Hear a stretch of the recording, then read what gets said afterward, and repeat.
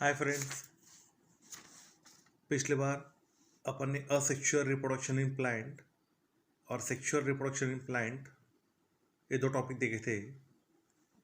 Sexual reproduction in plant में typical structure of flower, बाद में डबल फर्टिलाइजेशन, पॉलिनेशन और सीड जर्मिनेशन, ये टॉपिक अपन ने देखे थे। आज से अपन चालू करने वाले हैं sexual reproduction in human being. आप सबने पढ़ा है कि मेल में XY सेक्स क्रोमोसोम रहता है और फीमेल में XX सेक्स क्रोमोसोम रहता है। वो क्रोमोसोम के कारण ही उस प्रकार की रिप्रोडक्टिव सिस्टम मेन में और वुमन में डेवलप होती है। एस क्रोमोसोम मेल और फीमेल दोनों में प्रेजेंट रहता है, लेकिन वाई क्रोमोसोम प्रेजेंट रहता है सिर्फ मेल में। S chromosome is present in main and woman, whereas Y chromosome is present in men only. अब अपन देखने वाले हैं structure and function of male reproductive system. Male reproductive system के तीन मेन पार्ट रहते हैं। पहला टेस्टिस, सेकंड वेरियस डक्ट्स और third glands. Testis, various ducts और glands. Testis present in the scrotum, thin walled pouch outside the abdominal cavity. Testes are present in the scrotum outside the abdominal cavity. Testis के अंदर रहते हैं seminiferous tubules. Testis contain numerous seminiferous tubule. Germinal epithelium present in the tubule divided by meiosis to produce sperm. Formation of sperm is the main function of testis. क्या बोला है बराबर ध्यान में रखो। अपन देख रहे हैं मेल रिप्रोडक्टिव सिस्टम, तीन मेन पार्ट है। Testis, second part duct, various duct, third plant glands. पहला टेस्टिस। टेस्टिस का प्रेजेंट रहता है outside the abdominal cavity, present in a thin walled pouch called scrotum. Testis के अंदर रहता है numerous seminiferous tubule. Germinal epithelium present in the tubule, और tubule के अंदर रहता है जर्मिनल एपिथेलियम, और डिवाइड होगा मेयोसिस से, तैयार होगा स्पर्म। बाद में स्पर्म सेंट होगा फॉरवर्ड को थ्रू वेरियस डक्ट्स माने ट्यूबुल्स। दो sperm are sent forward through various tubule. उसका एक सीक्वेंस रहता है ट्यूबुल के अंदर। टेस्टिस के अंदर स्पर्म तैयार हुए, अब स्पर्म फॉरवर्ड होंगे, सेंट होंगे सामने। उसका एक सीक्वेंस है, बीच में 6 डक्ट लगती है। पहला red testis, second vas efferens, third epididymis, fourth vas deferens, fifth ejaculatory duct and last one urinogenital duct. अब ये सब पार्ट्स टेक्स्ट बुक के अंदर टिक मार करके रखना बराबर। फॉर्मेशन ऑफ स्पर्म, ये मेन फंक्शन है टेस्टिस का। स्पर्म सामने सेंट हुए, अलग अलग ट्यूबुल्स लगेंगे, ट्यूबुल्स का सीक्वेंस इसी तरह से लिखने का है, इसी तरह से ध्यान में रखने का है। पहला रेड टेस्टिस, बाद में vas efferens, epididymis, vas deferens, ejaculatory duct and last one urinogenital duct. जैसा जैसा स्पर्म सामने फॉरवर्ड होगा वैसा वैसा वो मैच्योर होगा और उसमें एबिलिटी बढ़ती जाएंगी to fertilize the ovum. Ovum माने mature egg cell. As the sperm are push forward from one duct to next, they become mature and able to fertilize the ovum. अब मेल रिप्रोडक्टिव सिस्टम, पहला testis था, second ये tubules माने duct, third part के ऊपर आ रहे अपन ग्लैंड्स। ग्लैंड्स 3 है, सेमिनल वेसिकल पहला, prostate gland second, Cowper's gland third. Seminal vesicle, prostate gland, Cowper's gland. सेमिनियन vesicle जो भी सब्सटेंस तैयार करेगा वो पोर करेगा, सामने सेंड करेगा इजैक्युलेटरी डक्ट में। Seminal vesicle secrete their secretion in ejaculatory duct. Diagram में देख लो बराबर आप।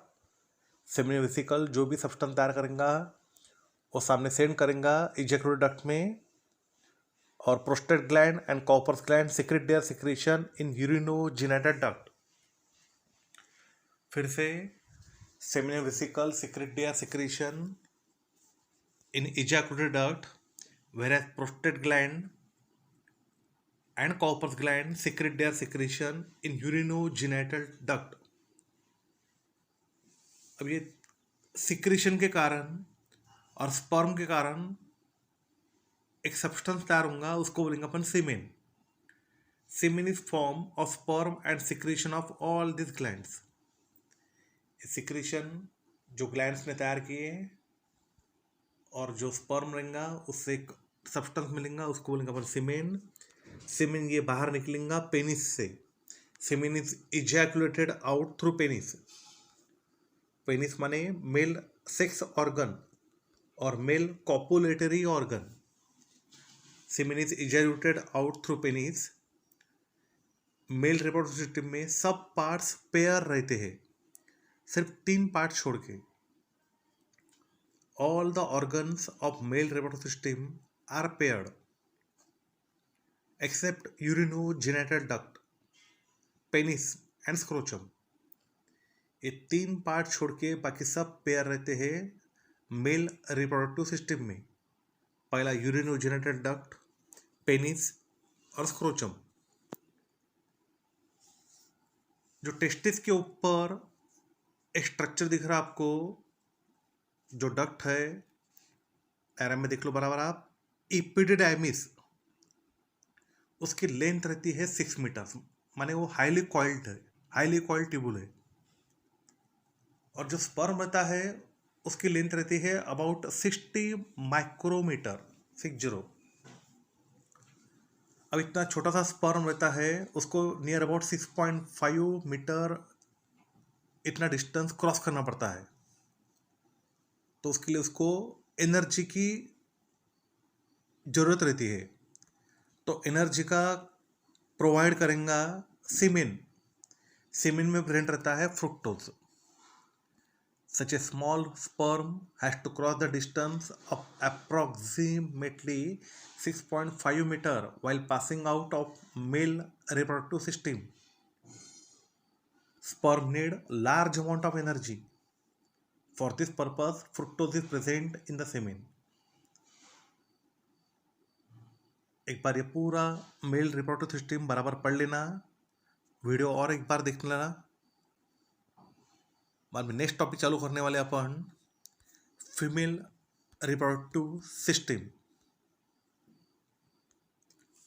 All organs of female reproductive system are in abdominal cavity. सबके सब ऑर्गन्स एब्डोमिनल कैविटी में प्रेजेंट है फीमेल रिप्रोडक्टिव सिस्टम के। अब 4 मेन ऑर्गन रहते हैं। A pair of ovaries, 2 ovaries रहती है, डायग्राम में देख लो बराबर आप। ए पेयर ऑफ ओविडक्ट, उसके ऊपर ओविडक्ट है। Single uterus and a vagina. A pair of ovaries, a pair of oviduct, single uterus and vagina। beside एक ग्लैंड प्रेजेंट रहती है, उसको बोलते हैं अपन bulbourethral gland. beside a pair of bulbo urethral gland is also present। all the organs of female reproductive system are in abdominal cavity। it includes a pair of ovaries, a pair of oviduct, single uterus and a vagina। beside a pair of bulbourethral gland is also present।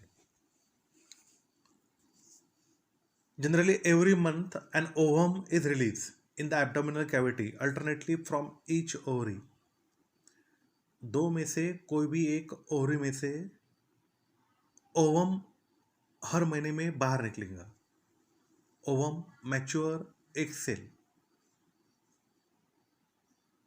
Free end of oviduct is funnel shape. जो oviduct का free end है उसका जो opening है वो funnel like है. An opening is present at the centre of it. oocyte enter the oviduct through that opening. क्या बोला है फिर से ध्यान में रखो. Generally every month an ovum is release in abdominal cavity alternately from each ovary. दो में से कोई भी एक ओवरी में से ओवम बाहर निकलेगा. ओविडक्ट का जो फ्री एंड है वो फनल लाइक है और उसकी ओपनिंग सेंटर में प्रेजेंट रहती है. And opening is present at the centre of it. oocyte immature egg cell वो अंदर जाएगा oviduct through that opening. And opening is present at the centre of it. oocyte enter करेंगे oviduct में through that opening. Oviduct के अंदर रहते हैं cilia, hair like structure. Cilia are present on the inner surface of the oviduct. और cilia का काम क्या है कि ओविडक्ट को पुशअप करना, सामने सेंड करना. कहाँ पे? यूटेरस की तरफ. This cilia push the oocyte toward the uterus. क्या बोला है फिर से ध्यान में रखो. 4 मेन पार्ट्स रहते हैं, 4 मेन ऑर्गन्स है फीमेल रिप्रोडक्टिव सिस्टम के. Pair of ovaries, pair of oviduct, single uterus and vagina. एक pair of bulbourethral gland is also present.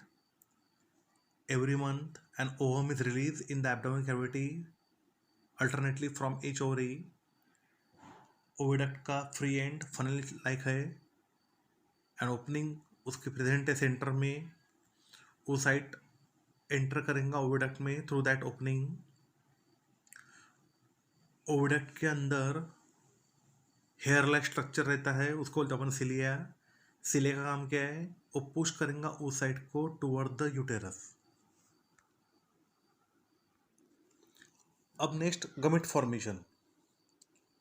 Both gametes यानी male gamete sperm, female gamete ovum वो तैयार होते हैं मियोसिस से. Both gamete that is sperm and ovum, male and female gamete respectively are form by meiosis. Sperm तैयार होता है testis of men में from the beginning of puberty means maturity till death. Sperms are produced in testes of men from beginning of maturation or puberty till death. However, in case of woman, at the time of birth, there are 2 to 4 million immature oocyte in the ovary of female fetus. And female fetus में birth के time near about 2 to 4 million immature oocyte present रहते हैं. However, in case of woman at the time of birth, there are 2 to 4 million immature oocyte in the ovary of female fetus. oocyte वो mature होंगे and oocyte mature and release from ovary every month from the beginning of maturity up to the menopause. oocyte matured होंगे और ovary में से हर महीने में एक release होगा. कहाँ से? From puberty to menopause. Puberty माने क्या? Beginning of maturity up to the age of menopause. Menopause माने अप्रॉक्सीमेटली 45 years. मेनोपॉज माने क्या? Stoppage of functioning of female reproductive system. यानी फीमेल रिप्रोडक्टिव सिस्टम का फंक्शन स्टॉप होने जाना, उसको बोलेंगे अपन menopause. Generally at the age of 45 to 50 years, secretion of hormone controlling the functioning of female reproductive system either stop or become irregular. जो hormones रहते हैं जो फीमेल रिप्रोडक्टिव सिस्टम का फंक्शन बराबर करते हैं, वो एक तो तैयार होना बंद हो जाएगा या और इरेगुलर हो जाएगा, तो ये उसके कारण मेनोपॉज आ जाएगा। मेनोपॉज माने stoppage of functioning of female reproductive system. ये तीनों topic, mail reproductive system, female reproductive system और गमीट फॉर्मेशन, ये तीनों बराबर पढ़ लेना, समझ लेना और ये वर्ड टू वर्ड लर्न करना। Thank you.